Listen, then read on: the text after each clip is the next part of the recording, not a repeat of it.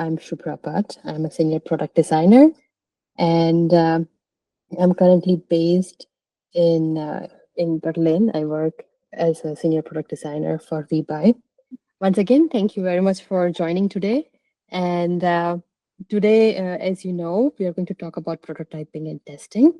Uh, what I call it, and people also in the industry, they also call it like fake it until you make it.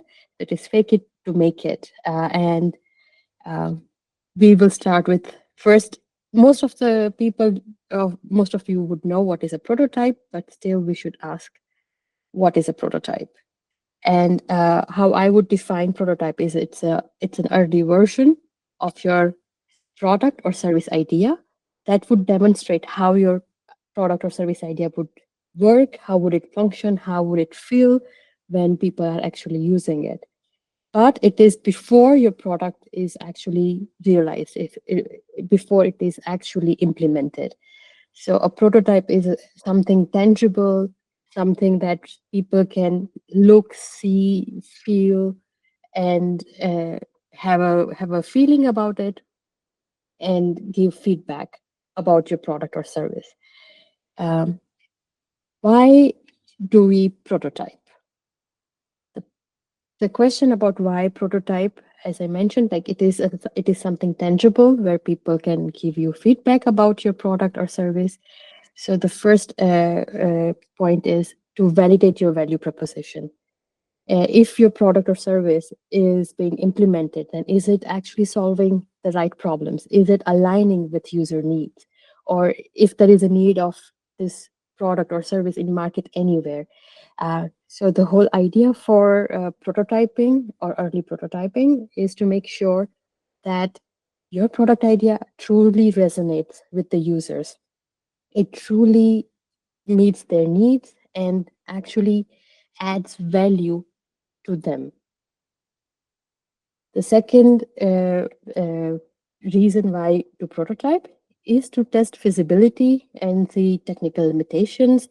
What are the risks involved in creating this product or service? So mostly when we start building without actually doing any feasibility or technical limitation check, more often or not, we end up being in a dead end zone, or we find ourselves in a situation where we would have to invest more resources and time to solve a problem. Had we already done prototyping and identified feasibility and technical limitations, that would have become much more easier. So typically, you see backend limitations in certain projects that arise down the line and which could have been avoided if the product was prototyped before. Third reason is very common, which is design and usability issues. If we prototype our ideas and if we present them to the users, get their feedback, we would know if our ideas and our designs are working properly, if users are actually interacting with the concept of our product the way we have perceived it. So if there are any confusion in directions, if there are any layout issues, if there are any communication, UX copy issues, all of them would be identified in a prototype. The fourth reason for prototyping is to save resources and reduce work. So all these three reasons that we just said, those all three of them, they help you save your resources. That directly means save money and save your investment and reduce rework. It's as simple as like building smarter and not working harder. Because when you test early, you already identify the possible issues that might arise, or already know what issues you have. So you have time to refine them before you launch your product, then to learn it after an expensive launch and redo your work. So prototyping and testing always helps in the resources and reducing rework, to be correct. So early testing helps you avoid costly designs, because then you don't have to wait until all the designers are done with designing and then it goes in engineering and engineers work and then it is launched. And after the launch, you learn that, oh, users actually do not appreciate the way our designs are working, and we would have to redo it. So basically, all validation of the value proposition, feasibility check, usability check, all of them are leading us towards saving our resources and reducing rework. So now we come to how to prototype. Um, this would be a very uh, common screen if anyone looks for prototyping tools on the web. And people who are in the industry, they normally know what tools are these. It's like one of the famous one is Figma, Framer X, Protopie, Xure RP, Principle, Adobe XD, Sketch, Marvel. These are various tools, but also, surprisingly enough, PowerPoint can also help you prototype. And good old simple pen and paper help you prototype. So these are like many ways we can start prototyping our digital product ideas and concept, and we can realize them in a tangible way. So, which tool to use? There are so many tools. When I started working almost 12, 13 years ago, in 2012, I remember creating my first prototype for a learning platform in InVision. And now InVision is cancelled. It is no longer servicing. Soon, Adobe XD will also be discontinued. That's what we have heard from Adobe. And because they wanted to take over Figma and the whole deal failed through. So the point is, tools will come and go, but the underlying process of prototyping always stays the same. We have to build our thinking, our processes, and our methods in a way that we do not rely or depend on one particular tool. It doesn't matter what tool we are going to use. And so, what is that process? The process starts by defining the goal of the prototype. Then the second step in the process is to create user stories and paths. The third step in the process is to build prototype in the right fidelity. And the fourth step is the testing step. The whole purpose of having a prototype or creating a prototype is to get feedback on the product idea. And so when you create a prototype, there is always the idea of testing the prototype. So the fourth step is a very, very crucial step in the process. Now, let's get a little bit deeper into these steps. Step one, define goal of the prototype. So in our earlier slide, as I mentioned, there are different reasons why we do prototype, why we need to do prototype. Similar to that and kind of related to that, the goal of the prototype can be also fall into four steps. One is to start right conversation. This is when it is early ideation step, early ideation phase, where people are discussing about how a feature might look, how a product might work, what is the basic underlying concept. So just to get the conversation started, just to have the exchange of ideas, also sometimes having alignment across the team, alignment between management, engineering, marketing, these kind of prototypes are needed. So one goal could be to have this alignment and have the conversation started. The second goal is to get feedback from stakeholders. Many times we have many different stakeholders in a product or in a feature. And to have alignment across stakeholders and get their feedback. It's not just what we are going to do, but how we are going to do, and having a green signal from everyone. That is another type of requirement for the prototype or goal of the prototype. Third is, once again, checking technical feasibility. Uh, Many times we have features which are highly dependent on micro interactions, some very dependent on special kind of animation, or we need special kind of devices to achieve our product or service. And all of that kind of prototype, they fall into this kind of technical feasibility checks, and that's the goal of those kind of prototype. And the fourth one is, which is once again very common, which is to validate design usability. We need to make sure that users are navigating across our product and using our product the way we have conceptualized, the way we want them to use it. So having defined the goal of prototype, it is now step two. Step two is to create user stories and paths. So the first part of this user stories and path creation, we have to understand our users. We have to understand our audience, our user of the product and service, and build very realistic scenarios that would actually demonstrate very real use cases.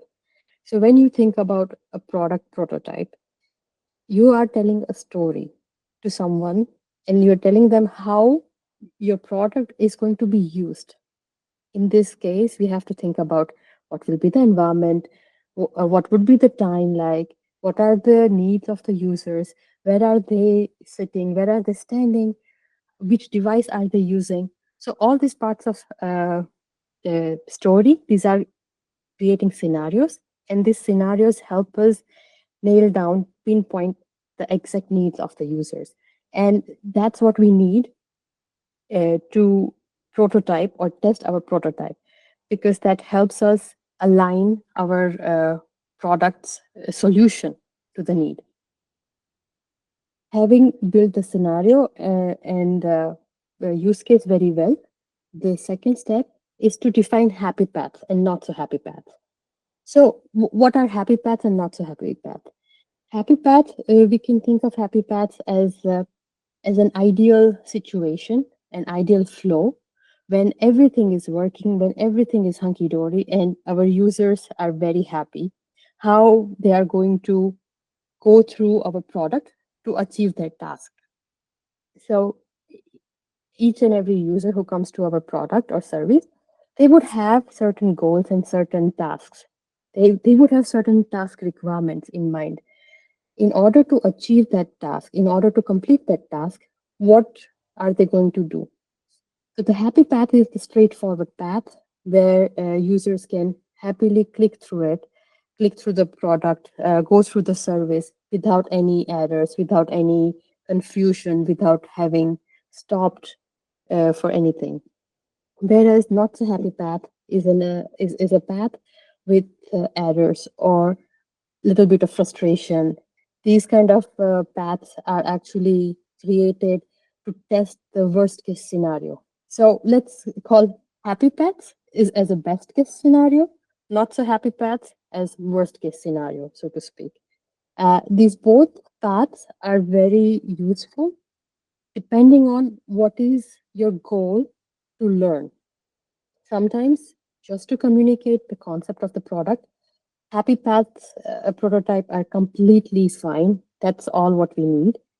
But on the other times, we actually need to think about critical scenarios, some very critical paths that we have to keep in mind to make sure that our product works in the worst possible time. And those prototypes are also like testing the strength of our product. So having decided the happy path or not so happy path and created the user story, now comes defining the prototype fidelity. Now, there are three types of fidelity mainly in prototyping. One is a low fidelity, which is simply working with paper or very rough sketches, very rudimentary designs and layouts of our product, digital product here, just to communicate our first ideas, just to communicate some basic structure to people. And for Low fidelity, pencil and paper. It's one of the very basic and fastest tool. You just take your paper, you start sketching, you show it to your engineer, your teammate, and get feedback. Low fidelity prototypes are very fast, but at the same time, they're very rudimentary. They don't have any visuals, they don't have any colors. They are very good for communicating very core of your product, very core concept of the product. If you see PowerPoint logo here, don't get surprised. I have seen really very crude, basic UI created in PowerPoint and being tested and shown to engineers for some softwares. And yeah, so PowerPoint can also work as a low fidelity tool. Then comes mid fidelity. What are mid fidelities? The mid fidelities prototype are in between. So they have more color, they have more nicer, finer UI. You can see that the UI is shaping up here, and you can actually add some interaction to your screens, to your product. You can have more of a feel as a user when you go through this prototype.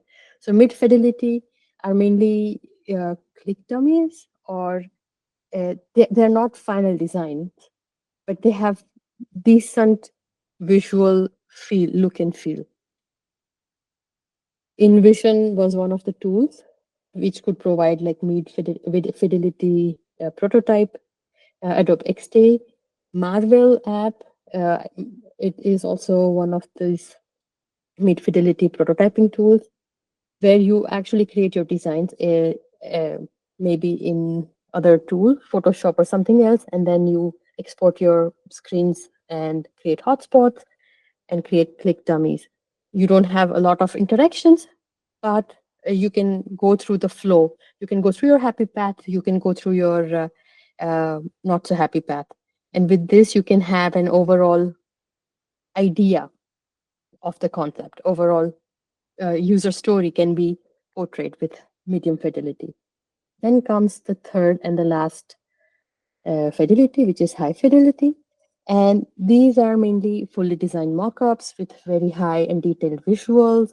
More often, they have final UI elements. And most of the recent tools that we have, like Figma, Framer XD, Protopie, Principle, Axure RP, Sketch, Webflow, all these tools, they would fall into high fidelity prototype. Here we have to remember the purpose or the goal of the prototype. Why are you prototyping? Because a lot of time we as designers or we as product people jump into high fidelity prototyping without actually questioning the resources or time required to create a high fidelity prototype and the purpose of the prototype itself. What are you trying to achieve? What are you going to get feedback for? So yeah, the fidelity really is crucial aspect in prototyping, and choosing the right tool is very important. So after defining the prototype fidelity comes testing with real users. There are so once we have created the prototype, the first thing is to define what we want to learn. I mean, we have already defined, but we have to create like a user user testing questions. We have to create like list of uh, things that we want to learn, what questions we have that needs answering, what insights we need to gain, what are unclear topics that we are planning to get answer from. And when we prepare for the test, we have to make sure that our prototype fulfills all the requirements. It doesn't have any broken connections, or it doesn't break when we share it with someone. And we also have to make sure that the testing scenario comes across very clearly for the users. Once we have the prototype ready for testing, we need to observe the interactions, how users are interacting. And for that, we have to recruit users that represent our real users. We normally have a pretty much good idea who are our users. Um, and if we don't have a good idea, we should create personas and find users who fit our personas better. Uh, Many times, if you don't find real users, you can find proxies of your user or find elements of your real users in other people. But it is very crucial to find people to test your prototype and get feedback on it. For testing, there are mainly two types of very famous methods, and I'm talking about usability testing here. One is moderated usability testing, and the second is unmoderated usability testing. In moderated usability testing, it's more like an interview setup where a user researcher or a designer would sit next to the participant or the tester and observe the tester go through the prototype without actually guiding them. And in unmoderated, normally the prototype is shared with the tester. The tester goes through the prototype on their own while they think out loud, while they speak what they're thinking and exploring the prototype. And these are the two very popular methods for testing the prototype. There is another way. What we can do is share the prototype to the user and follow them, observe them, how they're using our product. Here are a bunch of tools for testing. One is rapid user test. That's where we can hire users. We can recruit users to test our prototypes. User testing, testing time. There are many different tools available for usability testing and prototype testing. If you do not have access to any of these tools or no feasibility to have these tools, what you can do is actually just go out and ask people, get feedback. As I said before, the purpose of the prototype is to be tested. It is very crucial that our prototype gets tested because we need the feedback in order to improve our product. And for that, if no other way, go out in the street, meet people who you think can be useful as your user. And after the test, uh, whatever patterns you have observed, whatever you have observed, document that, create insights out of it, see what behaviors are very common, what are reoccurring patterns. Based on the feedback from the users, based on what you have observed, tweak your interface, refine it, refine your user flow, and maybe sometimes refine messaging. UX copy is also very important. More often or not, we get feedback on UX copy. We understand that people don't understand particular wording, so how we can improve our messaging. Basically, refinement comes after the testing. Once you have refined your product and launched it, it is now time for us to track and measure the product post launch. Perhaps do an A/B test, perhaps do other kind of group sessions, unmoderated test, moderated test after the launch to see how people are actually using it. Uh, Track data, check and observe, analyze the data, see behavior quantitatively, and keep iterating and keep improving your product. This is very crucial part of the product lifecycle, that is iteration. It's an iterative process: design, prototype, test, and launch. Once again, observe and then design, prototype, test, launch. So with this, we are almost at the end. I mean, it is the end. So let's see what are the key takeaways. One, validate before you build. Test assumptions before investing in development. It is very important that we validate our ideas before we have spent time, money, and resources in building something that does not work or that would not work. And it can be avoided by prototyping and testing. Two, Start small, learn fast. Prototype early and cheaply to uncover key insights. It's really important. Many times we learn things that is not just useful for our product for now, but it could be applied to future ideas and future products. And third thing, focus on learning and not the tool. Tools will come and go, but what matters is the mindset that we should define the research insight, research question first, user stories, define the fidelity, and then build it and test it. So focus on learning and not the tools.